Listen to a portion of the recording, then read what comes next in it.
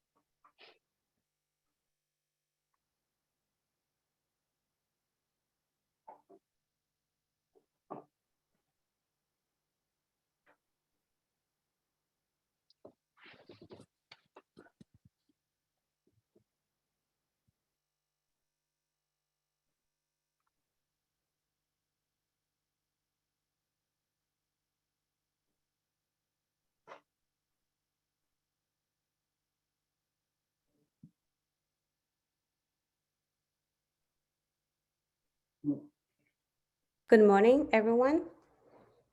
On behalf of the Organization of on behalf of the Secretary of the Inter-American Committee Against Terrorism, CICTE, of the Organization of American States, I would like to welcome you to the presentation of the Guideline of the Maritime Cybersecurity in the Western Hemisphere.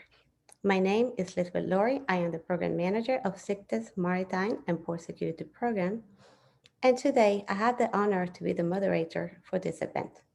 With me is Alison Treppel, Executive Secretary of CICTE, and Cynthia Hudson, CEO and founder of Hudson Analytics, who I will introduce in shortly. The purpose of this webinar is to introduce to you a new publication called the Maritime Cybersecurity in the Western Hemisphere Guideline. This document was developed by the Organization of American States through CICTE and in collaboration with Hudson. The publication is designed to assist maritime stakeholders in the Western Hemisphere understand maritime cyber risks, provide a brief overview of the key international rules and standards under development today by international organizations and states to address this risk.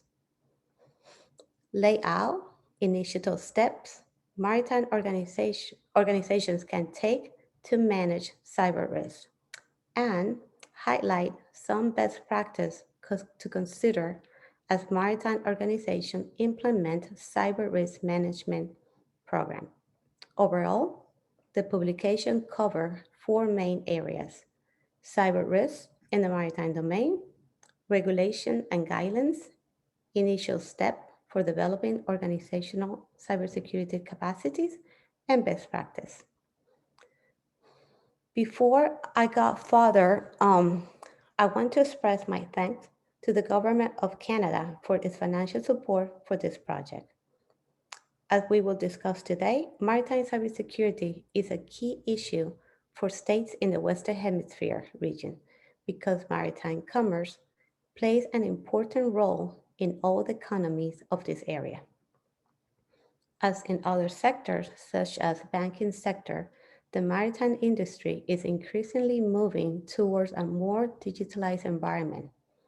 Doing so provides for an increase in electronic commerce, data exchange, and faster operations, which in turn result in efficiency gains.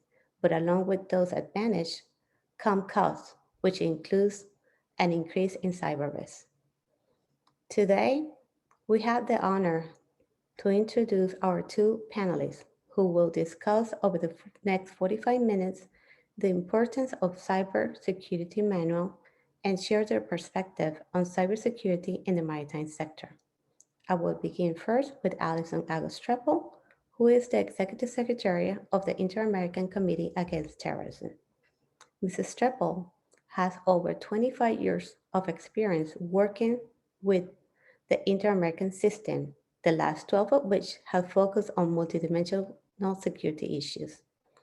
She had served as the Executive Secretary of CICTE of the Organization of American States since August 2016, where she is responsible for promoting the OAS counterterrorism agenda through Latin America and the Caribbean, managing the day-to-day operation of the CICTE Secretariat, and she leads the OAS technical assistance efforts in such as areas as cybersecurity, border management, including air, land, and maritime, the prevention of terrorism finance, and the proliferation of weapons of mass destruction, among others. Also, I would like to introduce Cynthia Hudson, is the CEO and founder of Hudson Analytics, which provides emergency response, maritime project management, and maritime consulting services. Cynthia is well known as a highly regarded in the maritime transportation industry. Mrs. Hudson has honored by the Organization of American States through the Inter-American Committee of Port with the 2016 Maritime Award of the America, Outstanding Woman in the Maritime and Port Sector. Mrs. Hudson served on a number of industry boards, such as the American Caribbean Maritime Association and the Maritime Academy High School in Philadelphia. Welcome, Alison and Cynthia. So to begin this event, I would like to invite both of you to please share with the audience why the manual is important for the Western Hemisphere region. Alison, I may ask if you would like to start first? Of course. Thank you, Liz. The Good floor morning, is yours. everyone. Thank you, Liz. Good morning, everyone, and thank you so much for joining us for the launch of this publication. Let me begin by offering my sincere thanks and appreciation to Cynthia, Hudson, and HudsonTrident for not only collaborating with us on development of this manual and their expertise on this particular topic, but really for the very long and fruitful partnership we have been honored to share with Hudson over the years. Really, we are just delighted to be able to work with you on this publication and launching this event this morning. So thank you. Just to set the context a little bit for why this publication came about, I think we know, and those of you who are listening in are also probably also well aware of the fact that in recent years, we know that a variety of Western Hemisphere maritime stakeholders, ports, carriers, logistics providers, a long list of interested parties have been victims of significant and costly cyber attacks. Since the maritime sector is key to facilitating domestic and international supply chain activities by connecting sea and inland transport services, we know, unfortunately, firsthand that a compromised port can generate significant and serious economic consequences for any of our member states. The Western Hemisphere, in particular, includes many critical waterways, such as the Panama Canal. It contains a very large number of ports and many significant maritime installations. Within these different areas, there is a growing trend towards digitalization and automation, in the port community systems. And obviously, this is critical and extremely beneficial for helping to promote greater efficiency and competitiveness. However, these same advances, the many advances that have been made possible through information and communication technologies, unfortunately also increase the maritime industry's overall cyber risk. If these risks are ignored, if sufficient preparedness and resiliency is not, measures are put into place, we know that the advances made could be jeopardized, and the economic health and viability of port operators and other maritime organizations would certainly be critically affected. The Western, I'll wrap up and I'll let Cynthia offer some opening remarks as well, but just to sort of close this initial thought by saying that because of the very large dependence that the Western Hemisphere, the OAS member states, particularly our Caribbean region, our Caribbean member states, just because of the incredibly high dependence or reliance on efficient ports and cargo container traffic for economic, social, even political well-being. This is what has led us to identify the need for this manual, this maritime security manual. We do believe that it is the first of its kind, at least that we're aware of, certainly in the region. And looking forward to sharing with you all over the course of the next half hour or so some of the primary findings of the manual and how we hope that you will be able to apply it in your work. And I'll stop there for now. Thank you, Alison. Cynthia, would you like to add your perspective on why this manual is so important?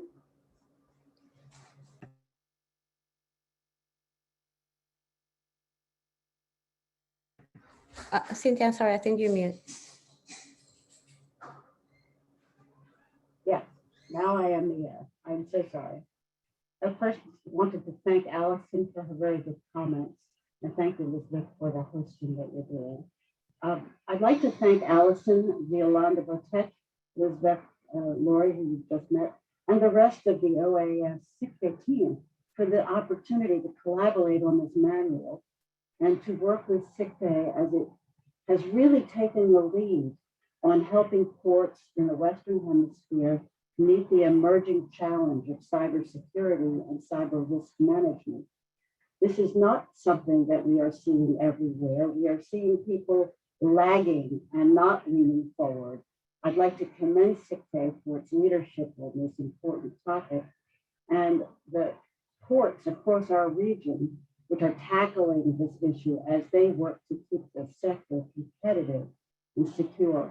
The manual is important because cyber risk is a shared risk.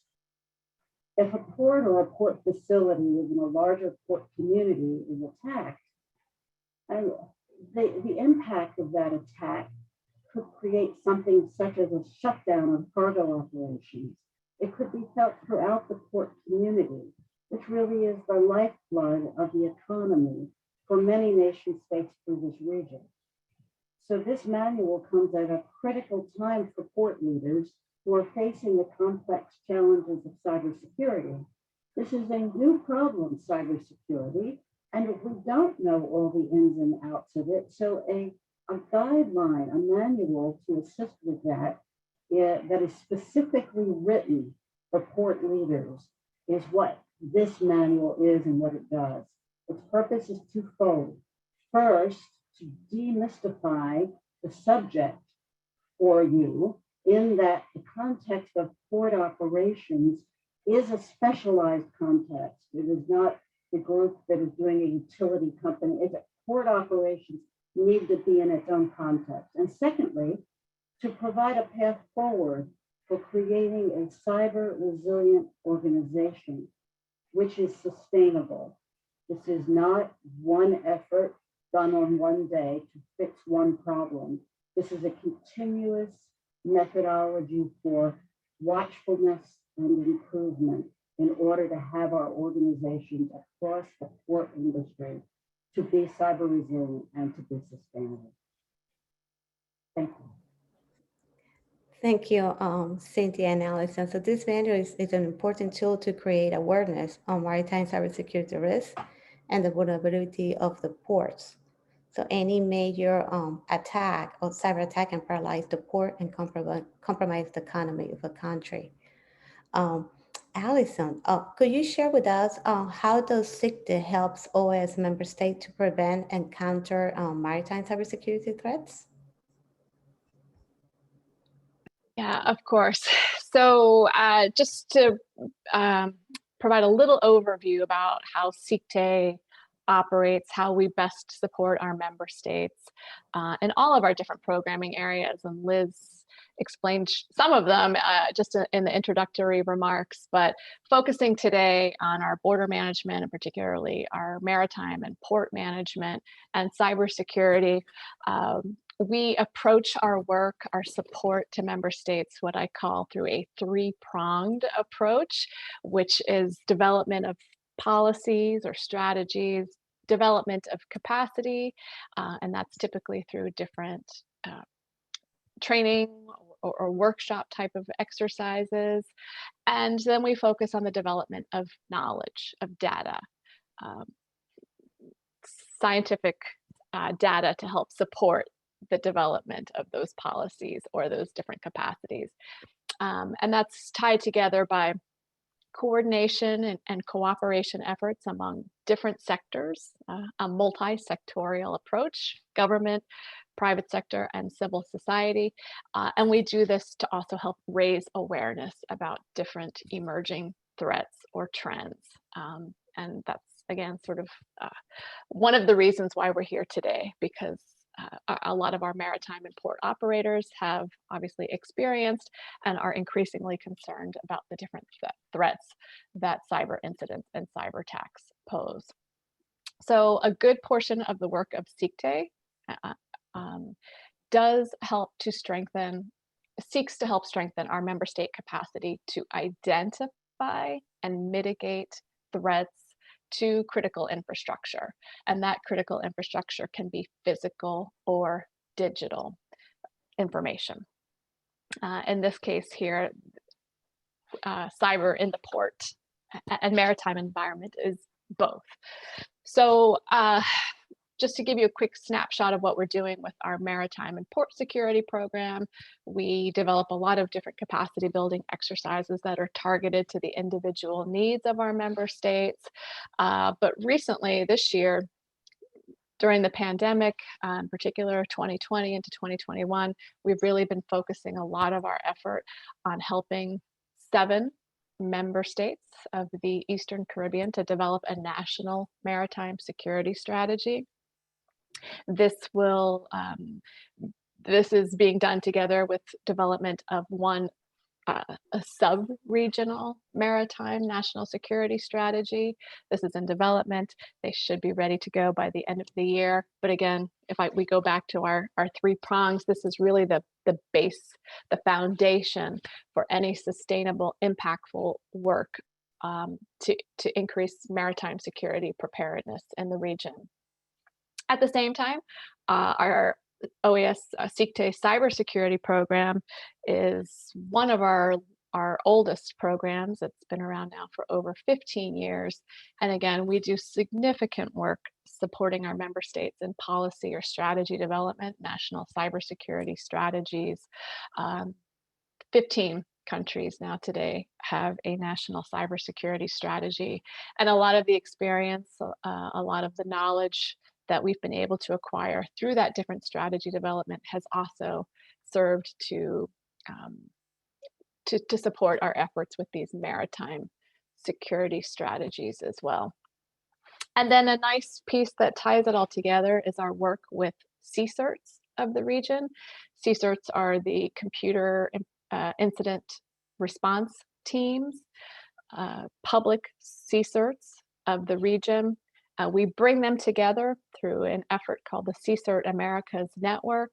And so these critical operators, these cyber incident response teams are working together 24 hours a day, 7 days a week to help identify cyber threats, ideally prevent them from impacting any of our region's critical infrastructure. But if they do, they work together to try to mitigate the impact of that response, of that incident, excuse me.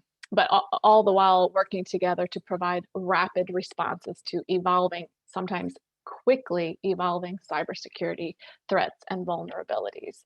And so through our work in both of these areas, we can see that the cyber risks to the maritime and port environment is quickly evolving.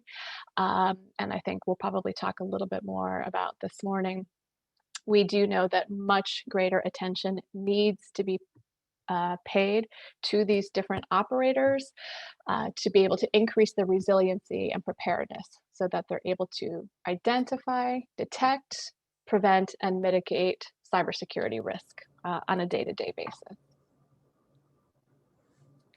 Well, excellent to hear that states in the Western Hemisphere are rapidly developing national cybersecurity plans and increasing ways to share information and respond rapidly to cybersecurity incidents. And that CICTE's Maritime and Cybersecurity Program are assisting member states in these efforts, and this publication is one of a series of reports that address various aspects of cyberspace in the region.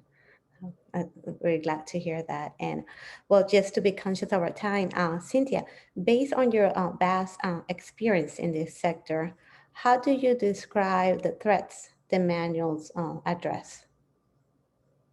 Thank you, Elizabeth. I think, as Alison mentioned, the port sector in the Western Hemisphere is increasingly digitalizing its operations and adopting new technologies. And this is the beginning. This will continue. The technologies like port systems or maritime single windows, there are a wide variety of digital operational technology referred to frequently as OT. Digitalization is a good thing. It brings many, many benefits: efficiency of time, money utilization and allocation, and of course, information exchange. But those benefits also bring risks, including cyber risk. And we believe now that cyber risk is one of the port sector's biggest. Ports are a very attractive target for cyber threat actors. And while we know that we are vulnerable, we don't really think, why are we so attractive? That is because these create, store, and transmit a lot of electronic data through a port. Ports facilitate an enormous number of financial transactions, and many of them operate very complex IT and OT equipment. This means that the ports are very attractive targets for threat actors. And those actors include organized crime, of course, but can also include nation states. Of course, insider threats, disgruntled employees, for example, or someone who inadvertently does something, an employee that does something that is just not aware of the consequences and leaves an opening. And then there are hackers, and there are hacktivists. Hacktivists meaning they may have an agenda that would like to be exercised through a hacking event to make a point. There are others. While there are many examples of nation-state related attacks, most cyber attacks against the ports and port facilities are initiated by organized criminals who want one big thing: money. They wish to profit from the attacks. We just saw in the United States an attack against Colonial Pipeline, and the cyber threat actors there are focusing lots of attention on operators of critical infrastructure service providers. Why? This is an effort to capitalize on larger potential payouts. Again, money. The types of threats that ports as critical infrastructure service providers face are really diverse. But one of the most common, which is not a new threat, is evolving and continuing to grow, and that is ransomware, holding information hostage in order to accumulate wealth and in order to have been paid a ransom. So we think this is continuing, as I said, to grow and evolve, and will continue to be something that we see and face on a day-to-day basis. Well, very interesting to hear that the maritime organizations are targets for cyber attacks for many such for many reasons, such as their growing information technology, operational technology complexity, large number of data exchange, and financial transactions. So to continue with this webinar, Alison, are there other interesting points about the manual that you would like to mention? Thank you. Yes, absolutely. I won't mention all of them because, of course, we hope that our audience today and other interested member state actors will add these guidelines to their policy toolbox. But let me just highlight a couple of the most salient points. And that is that this manual highlights one of the things that it highlights is that international organizations, such as the International Maritime Organization, and individual states are developing different guidelines to address cybersecurity threats to the maritime industry. So I think it's critically important that we are making sure that the best possible guidelines, both nationally or domestically and internationally, exist, because they will be serving as reference for action by authorities. So there's a couple of different steps that countries need to take.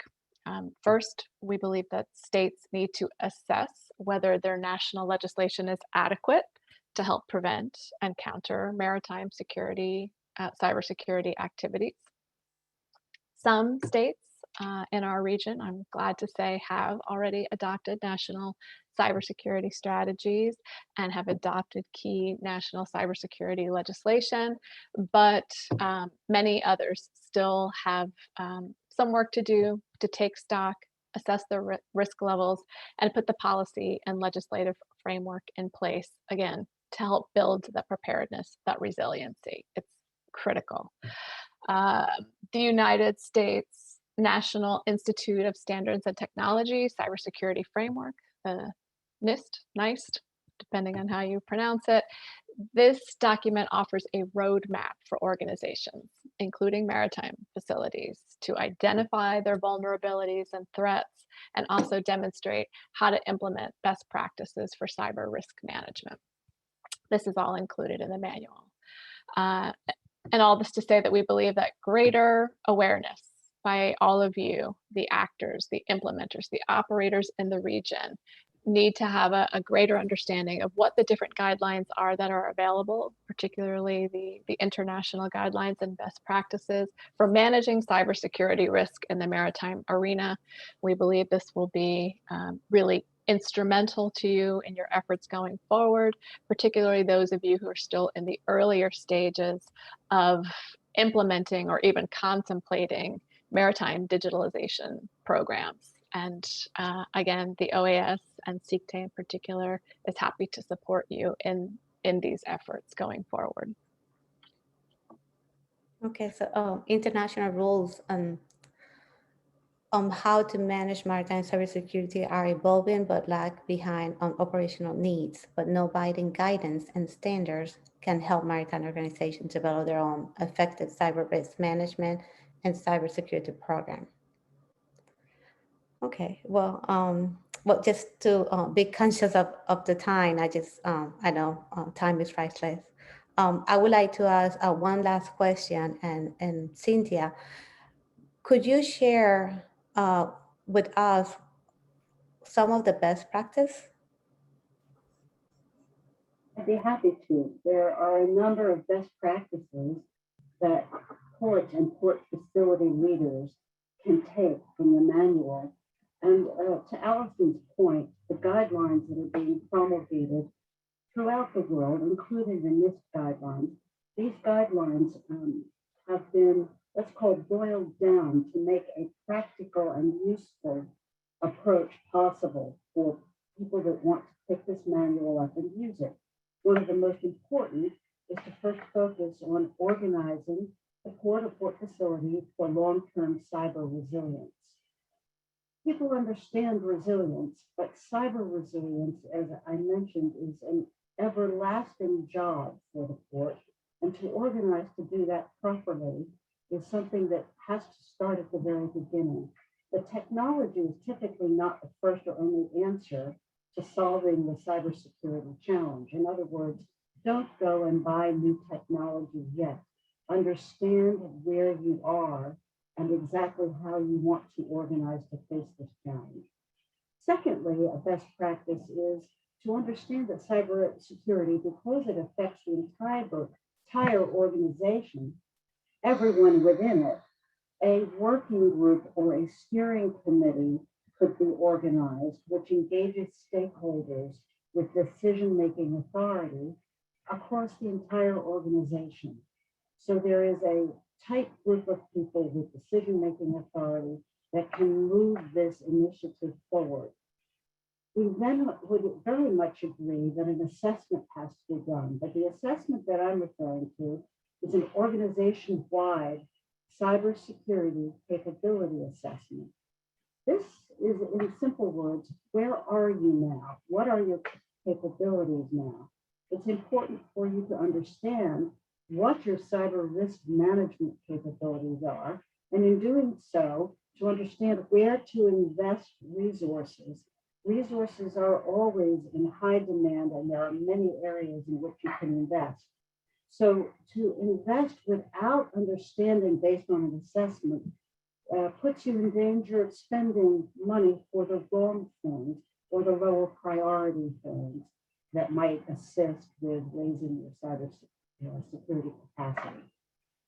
So we want to improve capability through assessment.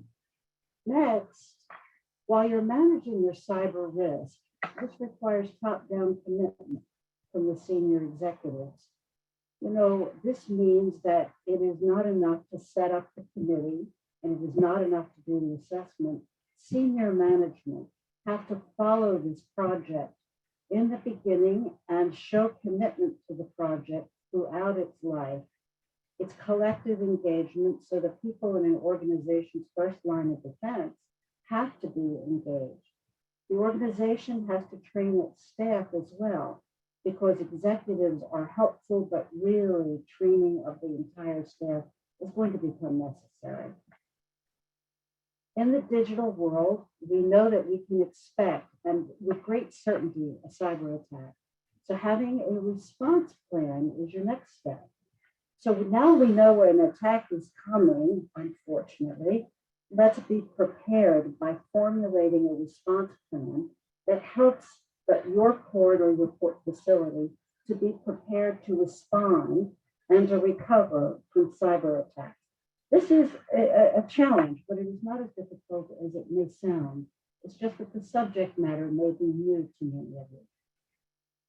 We are seeing this in some of the more advanced organizations we work with, that once the cyber response plan is formulated and actual exercises done, don't think of this as a penetration test, although that may be part of it, but an exercise that shows that your organization can, through a cyber attack, actually work together to be able to limit, to be able to respond, and then to put the organization back into a working operational situation. That's what we're talking about. My last point is that some of the biggest issues that we face in cybersecurity is the need for information sharing. This information sharing is something that we understand needs to preserve competitive practices and relationships. But information sharing can be a benefit if done correctly. This means that if your neighbor has an attack, it may be that lessons can be learned from that attack that will help you, and so forth. So we would like to recommend, for thoughts in the future, developing a forum for sharing information, like best practices that are learned from events, learn incident response strategies, and also cyber threat information, so that stakeholders throughout the community can do the best to look after their communities for the cyber situation, and also, again, preserve competitive practices and relationships at the same time.